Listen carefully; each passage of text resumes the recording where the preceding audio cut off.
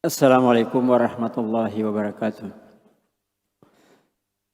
Alhamdulillah nahmaduhu ta'ala wa nasta'inuhu wa nastaghfiruh wa na'udzu billahi min shururi anfusina wa min sayyiati a'malina may yahdihillahu fala mudilla lah wa may yudlil fala hadiya lah. Asyhadu an la ilaha illallah wahdahu la syarika lah wa asyhadu anna nabiyyana Muhammadan sallallahu alaihi wa ala alihi wasallam. Ya ayyuhalladzina amanu taqullaha wa qulu qawlan sadida yuslih lakum a'malakum wa yaghfir lakum dhunubakum wa may yuti'illaha wa rasulahu faqad faza fawzan 'azima. Amma ba'd. Alhamdulillah ikhwani fillah rahimakumullah wal abna talabah waffaqakumullah.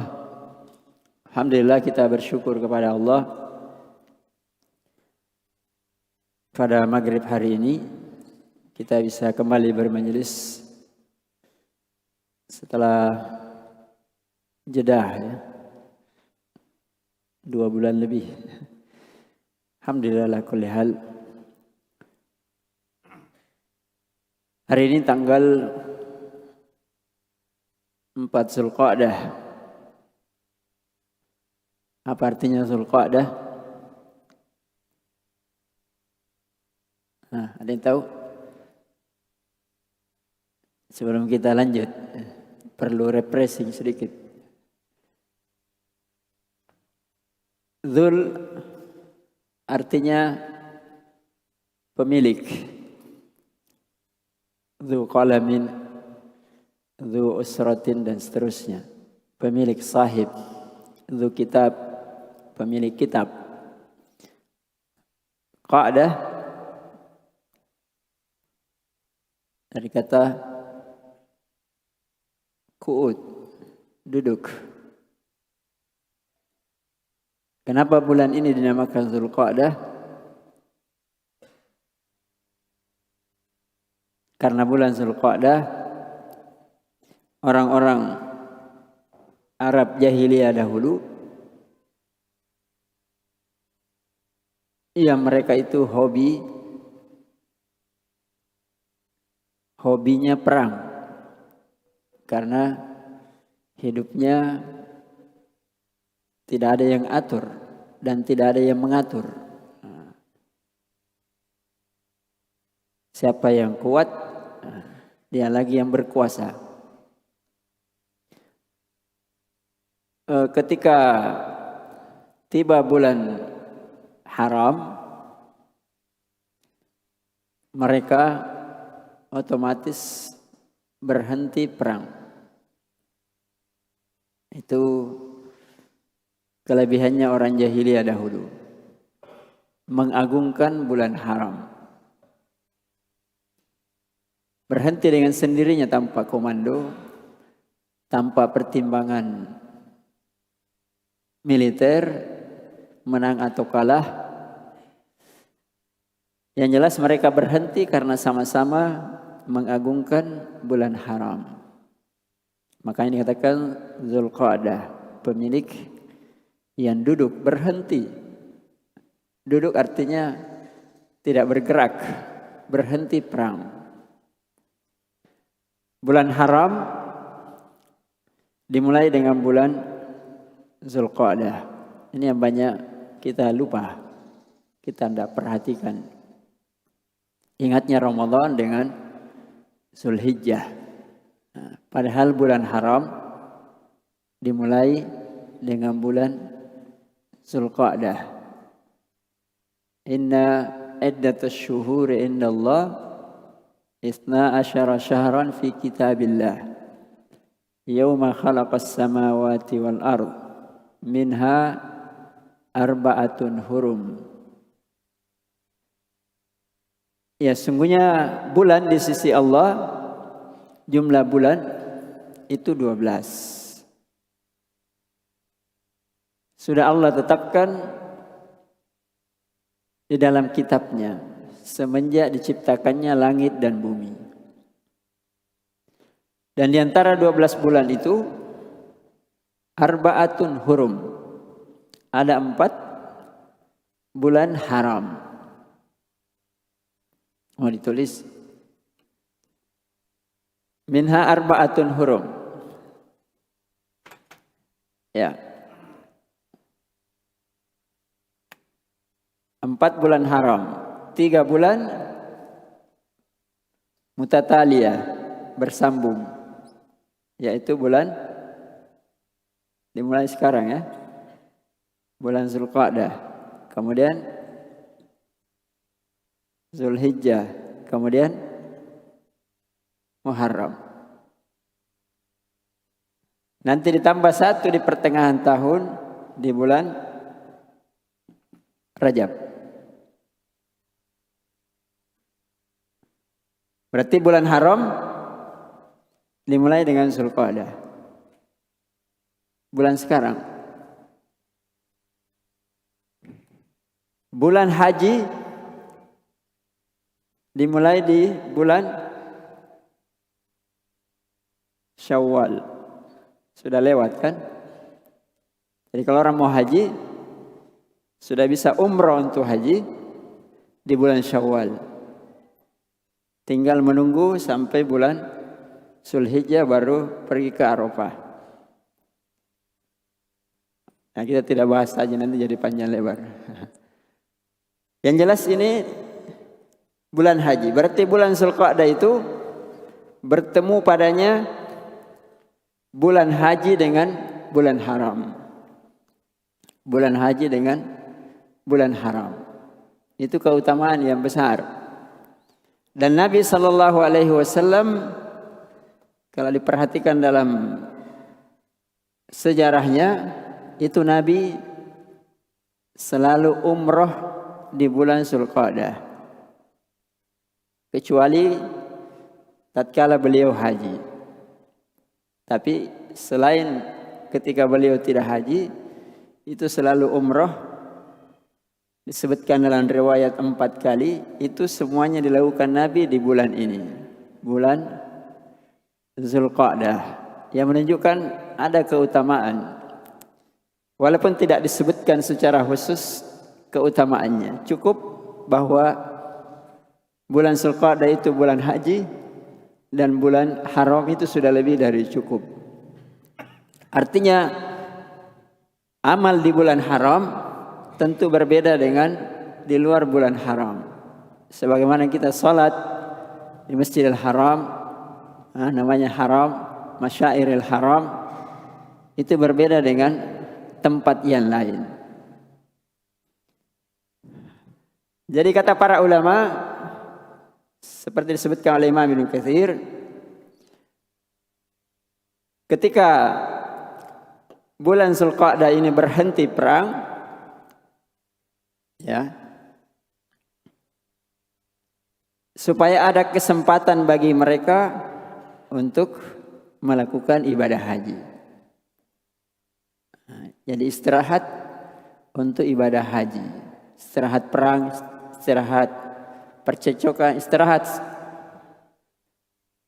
Kemudian fokus untuk ibadah. Karena ibadah tidak bisa dikerjakan kecuali dalam keadaan aman. Nah, begitu mereka memuliakan bulan haram. Padahal mereka tidak mengenal tauhid, tidak mengenal sunnah, tidak mengenal syariat. Tapi ini turun-temurun bulan ini dimuliakan. Apalagi setelah datangnya agama yang mulia, harusnya lebih dimuliakan lagi. Nah, jadi istirahat untuk ibadah haji. Kemudian ibadah haji selesai di bulan Zulhijjah. Berlanjut bulan haram di bulan Muharram. Supaya orang yang datang ibadah haji itu juga pulang dengan tenang di bulan Muharram. Ya, apalagi dulu perjalanan lama, waktunya lama dan segala macam. Jadi mereka tiba di negerinya keumumannya di bulan Muharram. Ya walaupun juga sekarang sebagiannya nanti di bulan Muharram atau akhir di bulan Zulhijjah baru pulang. Tiba nanti di bulan Muharram. Pulang dalam keadaan aman, tenang, tidak ada yang saling mengganggu karena bulan haram. Kemudian di bulan Rajab, ini pertengahan tahun. Ketika tiba bulan Rajab, selesai Muharram, lanjut lagi perang. Ya kan selesai haram ya. Sama kalau sebagian orang selesai haji atau selesai umroh, kembali kepada kebiasaan sebelum dia umroh. Ya, jadi ciri jahiliyahnya kembali lagi. Ya, malas sholat, kembali malas sholat. Belum tiba di tanah air, baru di Jeddah, sudah cirinya kembali lagi. Nah, jadi kembali perang, kembali macam-macam. Tiba bulan Rajab, berhenti lagi. Supaya ada kesempatan untuk kembali menziarahi Baitullah dalam keadaan aman. Nah, itu terkait dengan bulan Zulqa'dah. Ya, jadi ini adalah bulan haram. Artinya harus dimuliakan, diperbaiki ibadah, ya, mencari keutamaan berbeda dengan bulan-bulan yang lain. Sebagaimana juga dosa, pelanggaran itu tidak sama dengan bulan-bulan yang lain. Taib. Ya sekedar tambahan wawasannya. Jadi sekarang kita sudah masuk pada bulan-bulan haji. Bulan haji itu ibadah yang besar. Hari Raya Idul Adha itu lebih besar daripada Idul Fitri. Tapi jarang diperlihatkan seperti itu. Seakan-akan Hari Raya Idul Adha itu pelengkap saja. Padahal sebenarnya lebih besar daripada Idul Fitri. Kenapa? Karena Hari Raya Idul Adha itu berlangsung 4 hari. Hari Raya dan Ayyamut Tasyrik. Kalau Hari Raya Idul Fitri hanya 1 hari kan. Selesai itu boleh puasa. Tapi kalau kita Hari Raya Idul Adha, hari ini misalnya, besok, lusa, kemudian ditambah setelah lusa, itu tidak boleh puasa. Karena itu adalah hari raya. Harusnya libur bersama itu di hari raya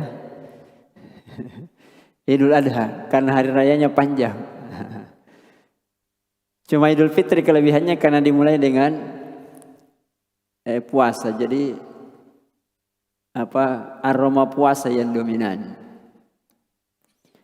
Tapi sebenarnya hari raya Idul Adha aromanya haji. Dan haji dimulai bulan Syawal. Berarti berapa bulan? 3 bulan. Kalau bulan Ramadan kan cuma 1 bulan. Iya. Kalau haji 3 bulan. Haji juga rukun Islam. Haji. Pelengkap, penyempurna dari rukun Islam. Nah, maka dia ibadah yang besar. Tidak boleh dianggap biasa-biasa saja. Atau sekedarnya saja atau pelengkap. Dan ada ibadah di musim haji. Itu ibadah, di situ ada puasa. Di situ ada penyembelihan. Dan semua ibadah yang lain. Ya. Berbeda dengan di bulan Ramadan. Kalau Ramadan ada 10 terakhir, di bulan Zulhijjah ada 10 awal di bulan Zulhijjah.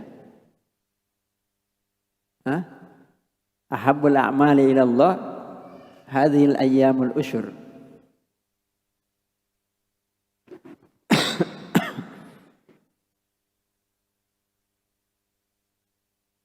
Wal fajr walayalin ashr.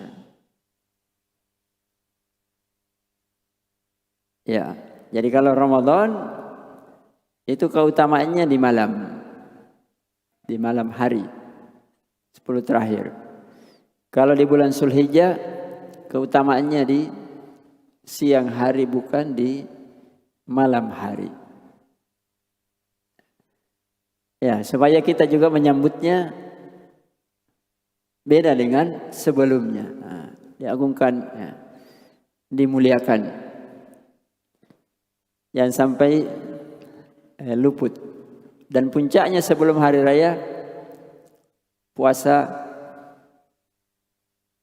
Arafah yang bisa menghapuskan dosa setahun yang lampau dan setahun yang akan datang.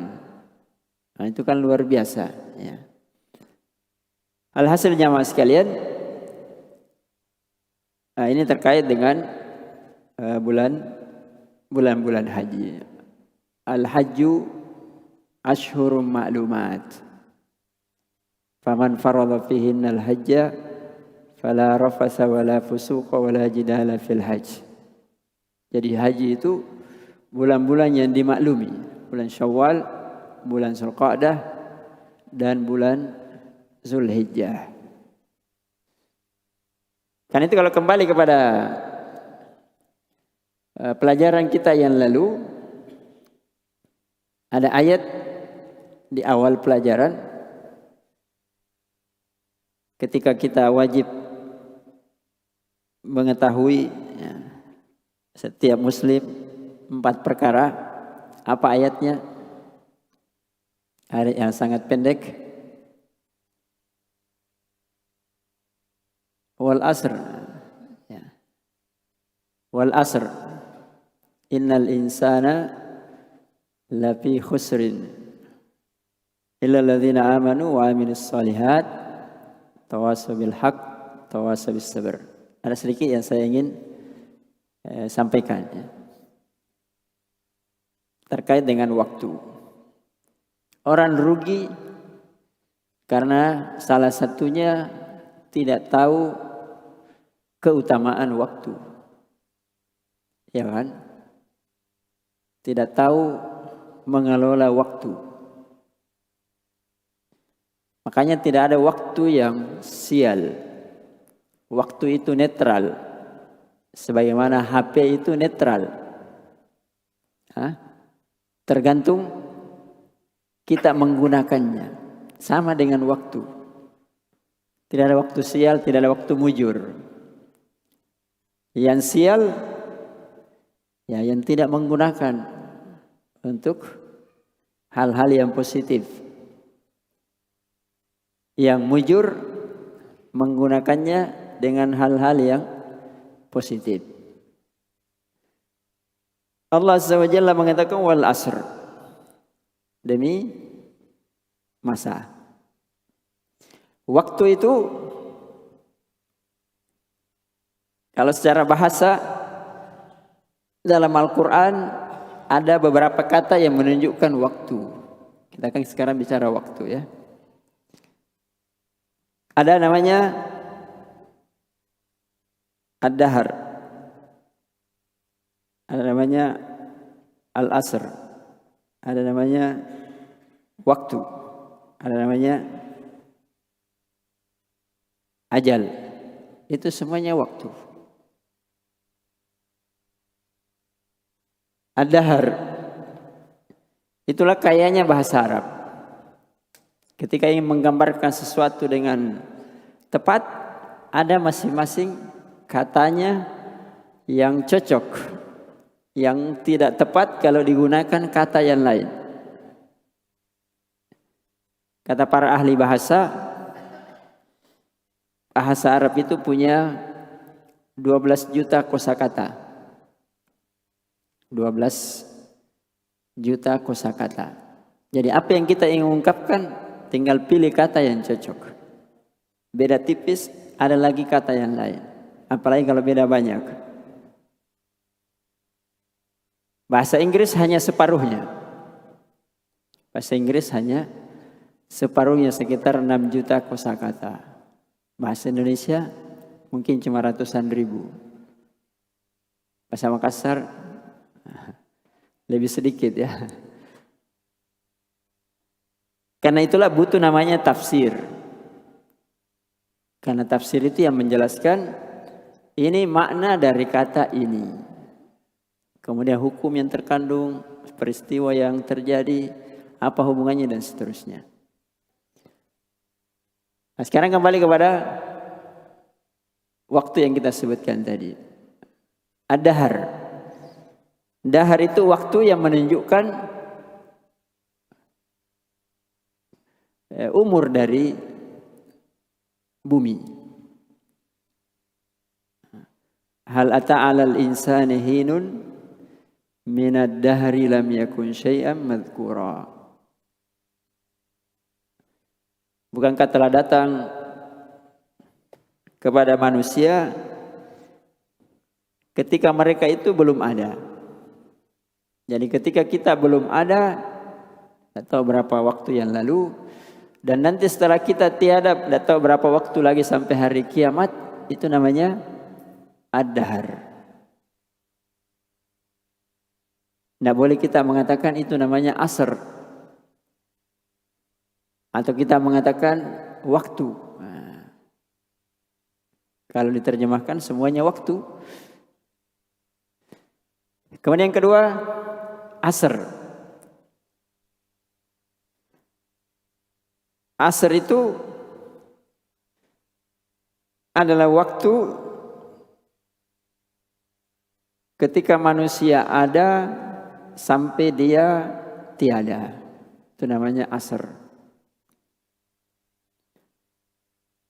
Misalnya, tahun berapa lahir? 94. Wafat? Yang tidak tahu. Misalnya nanti wafat, misalnya tahun 2034, misalnya, maka dikatakan asr. Siapa namanya?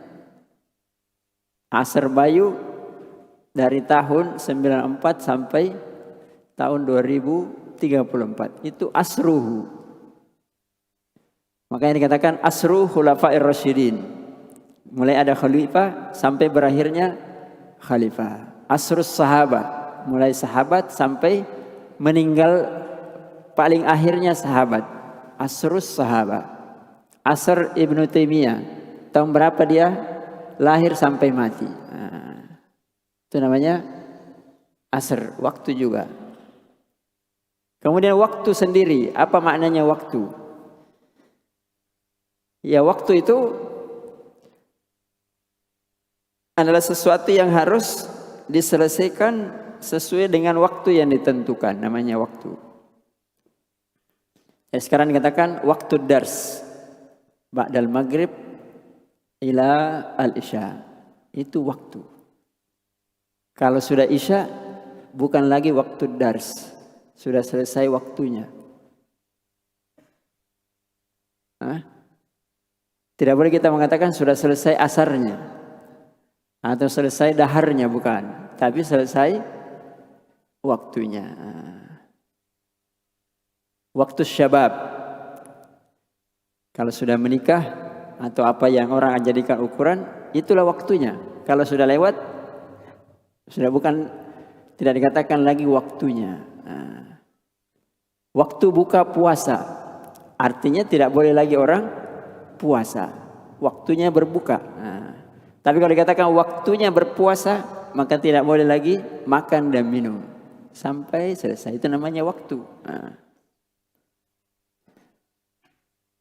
Kemudian ajal. Ya, semua sudah paham ya. Ajal akhir dari waktu. Ajal fulan.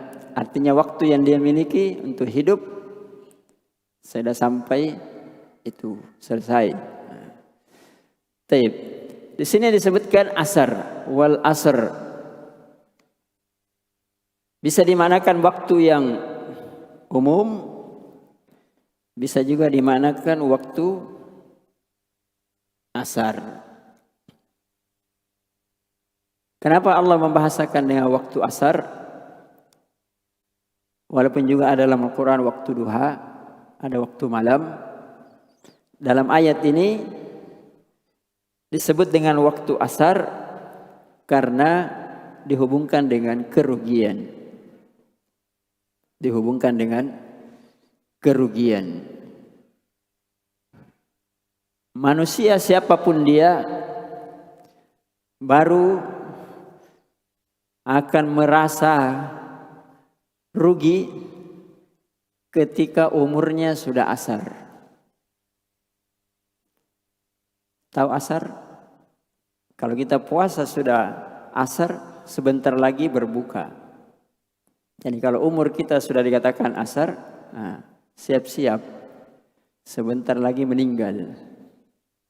Ya, dan lala ya.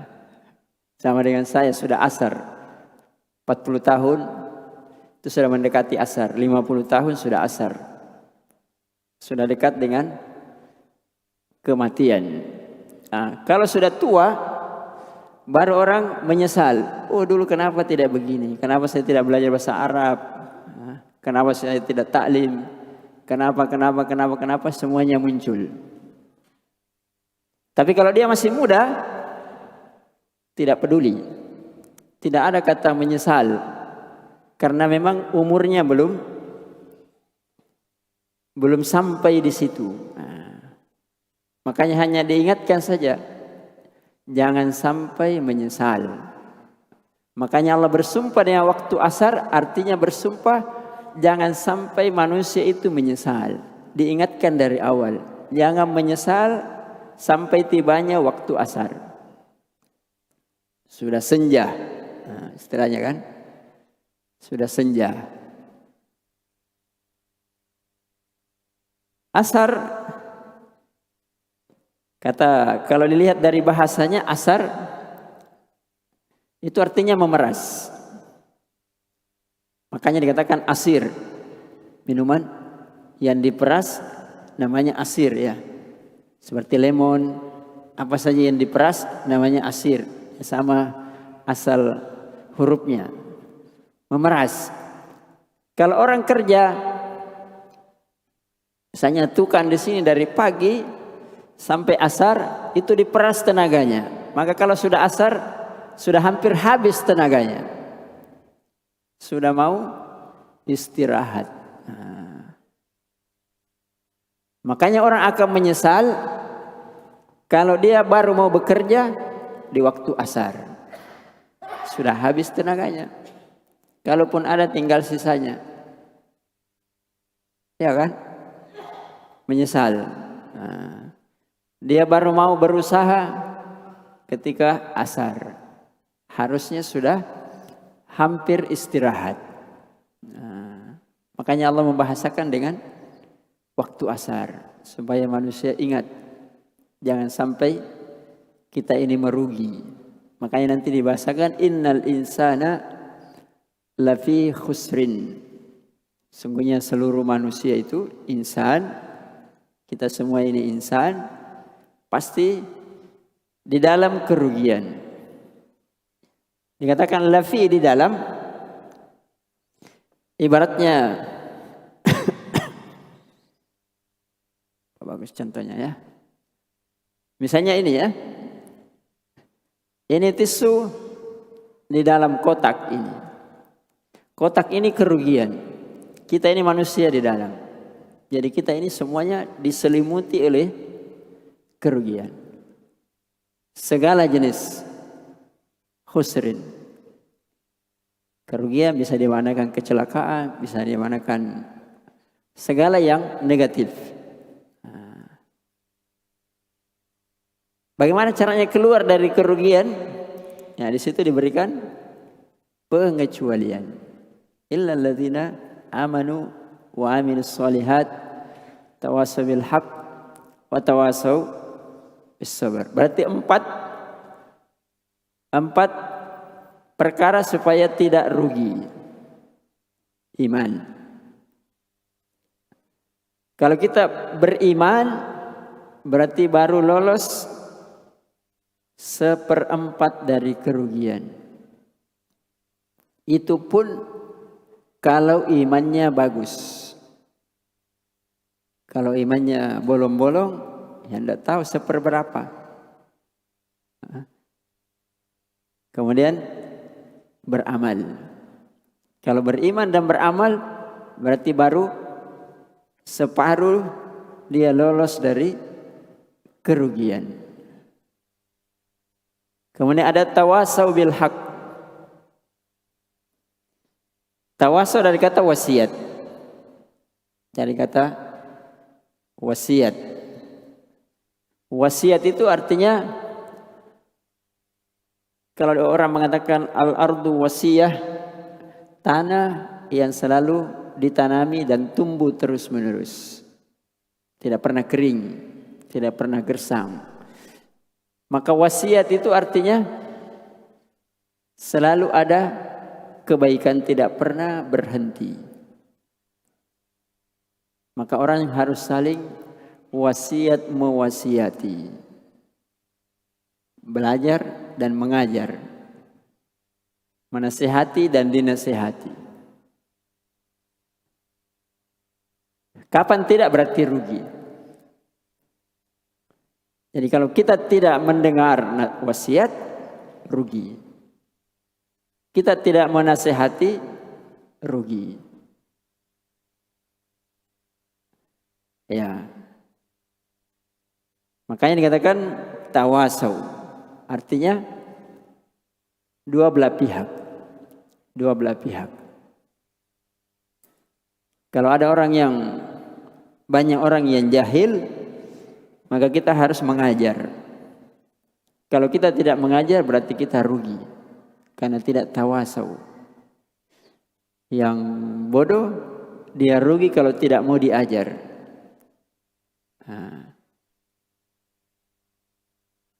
Ya. Wa tawasau bis sabr. Ini kan ayat sudah sering dibaca, cuma ada beberapa poin yang ingin saya tambahkan saja. Wa tawasau bis sabr, saling mewasiatkan dalam kesabaran. Kita sudah belajar macam-macam amal soleh, kemudian saling mewasiati. Sabar itu dari kata asal katanya sabar. Nah, kalau kita belajar macam-macam sabar dari maksiat, sabar ketika ditimpa musibah, sabar melakukan ketaatan. Tapi apa intinya?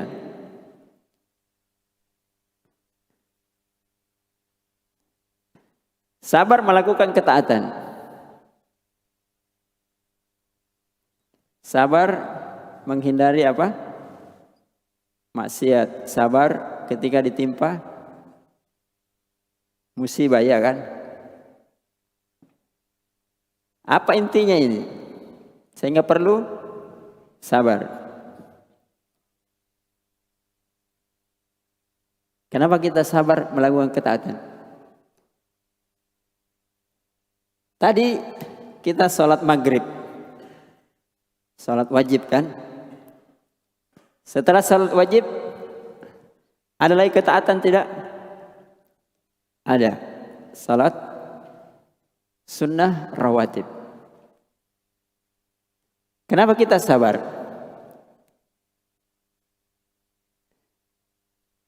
Karena kalau kita sudah sholat wajib, butuh lagi kesabaran sholat rawatib.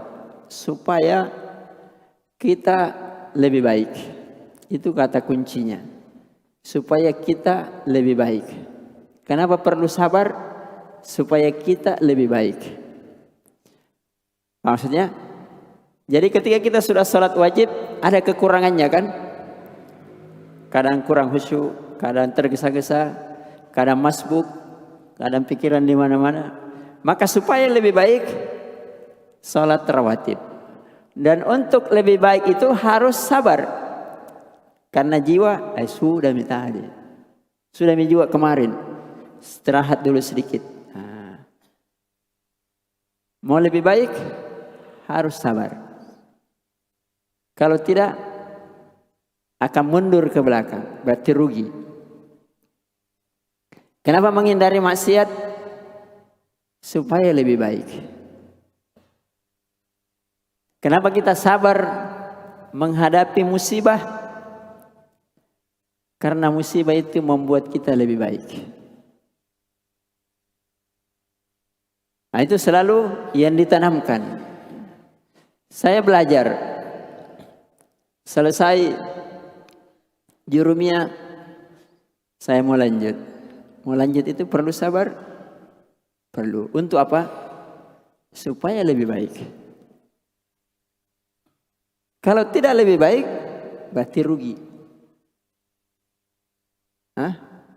Makanya belajar itu tidak ada ujung pangkalnya. Karena mau selalu lebih baik. Kalau kalian kuliah, misalnya ya, tamat SMA atau yang sederajat kuliah S1. Perlu sabar. Kenapa masuk S1? Karena dia merasa S1 lebih baik daripada SMA. Selesai S1 mau lanjut S2. Kenapa? Karena dia anggap S2 itu lebih baik. Kalau mau lebih baik perlu sabar tidak? Ya sabar. Sabar waktunya, sabar biayanya, sabar macam-macam. Mau menikah tidak? Ya pasti mau ya. Kenapa mau menikah? Supaya lebih baik.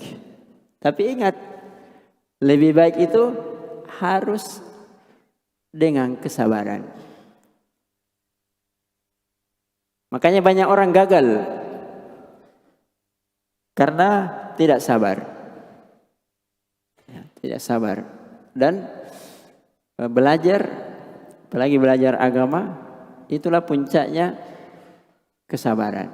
Tidak ada yang melebihi daripada belajar agama orang sabar. Tak duduk menghafal, orang main-main. Ya kan? Kita duduk mendengar, segala macam adab-adabnya harus diikuti. Perlu sabar. Karena mau lebih baik. Kalau saya taklim, sudah setengah kitab. Sudah banyak saya dapat. Saya mau selesaikan. Kenapa mau selesaikan? Supaya lebih baik. Dan kalau mau lebih baik harus sabar. Ya. Kalau dakwah ini mau lebih baik daripada sebelumnya, maka orang-orangnya harus lebih sabar. Hari ini dia tidak mau mendengar, sabar. Siapa tahu besok mau mendengar. Supaya saya lebih baik, lebih banyak pahala yang saya dapat, orang itu juga lebih baik ketika saya sampaikan 2 kali beda dengan 1 kali. 3 kali saya sampaikan lebih baik. Kalaupun dia tidak ikuti nanti itu urusannya Allah. Tapi hujahnya lebih kuat. Kenapa? Karena saya sampaikan 3 kali. Apalagi kalau lebih. Makanya sabar itu tidak ada ujung pangkalnya. Bersabar sampai tidak bisa lagi sabar. Kapan orang tidak bisa lagi sabar? Ketika sudah mati. Ya.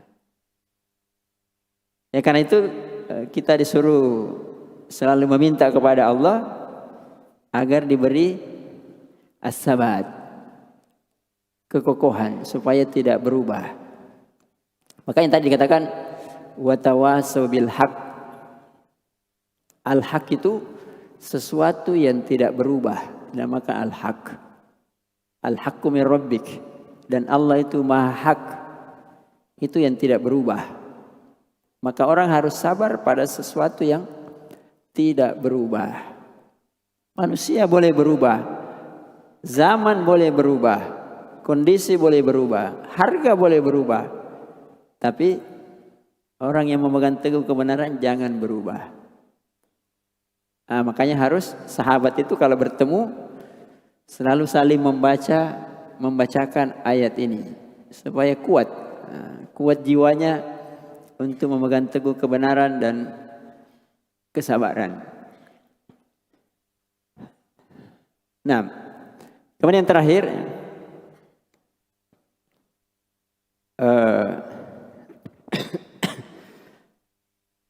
waktu dari ayat tadi ya memberi kita pelajaran. Saya tadi sudah sebutkan waktu itu netral. Maka hendaknya seseorang itu menghargai waktunya. Karena waktu itu tidak ada rewardnya. Tidak ada reward. Tidak ada kembaliannya dan tidak berulang. Makanya harta yang paling berharga yang dimiliki seseorang setelah dia beriman, setelah dia sehat adalah waktunya. Karena itu tidak berulang. Kalau kita kehilangan harta hari ini, bisa kita dapatkan lebih banyak besok. Tapi kalau kita kehilangan waktu hari ini, tidak diisi dengan yang positif, tidak ada gantinya. Besok lain lagi. Tidak bisa kembali yang sudah berlalu. Ya, makanya para ulama mengatakan adalah seorang muslim itu menghargai waktunya dengan memanfaatkan dengan sebaik mungkin. Ada waktunya bermunajat kepada Rabbnya. Ada waktunya belajar. Ada waktunya mencari nafkah. Ada waktunya untuk keluarganya. Ada waktunya untuk berdakwah. Ya segala macam. Tidak ada aturannya secara syariat sekian banyaknya. Tapi diberi semua waktu. Semua yang positif ya diberi waktu. Dan itu berbeda-beda kondisinya antara satu orang dengan orang yang lain. Kalau kita muda lagi belajar, tentu waktu belajar kita lebih banyak. Tidak perlu dulu memikirkan nafkah. Tidak perlu memikirkan istri dan anak. Tidak perlu memikirkan dakwah. Tidak perlu memikirkan yang lain-lain. Karena itu waktunya. Ya. Makanya banyak santri yang gagal karena yang dipikirkan bukan pada waktunya. Paham maksudnya? Ketika dia belajar, dia pikirkan kawin, nikah. Ketika dia belajar, dia pikirkan cari uang. Ya kan? Ketika dia belajar, dia pikirkan hal-hal yang tidak ada kaitannya dengan pelajarannya. Makanya waktunya dia tidak memanfaatkan sesuai dengan kondisinya. Jangan nanti tiba waktu asar, sudah sepuh.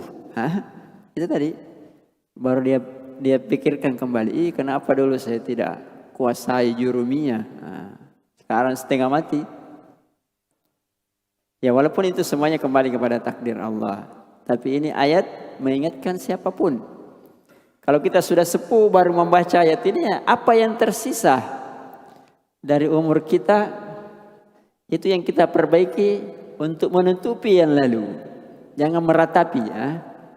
Jangan meratapi waktu yang lalu. Kalaupun kurang bagus, dijadikan pelajaran untuk lebih baik. Itu tadi rumusnya. Kenapa bersabar? Supaya lebih baik. Nah, itulah pilihan. Kalau mau jadi lebih baik, hargai waktu dan atur waktu dengan sebaik mungkin dan sesuaikan waktu dengan apa yang paling penting yang kita hadapi dari umur kita.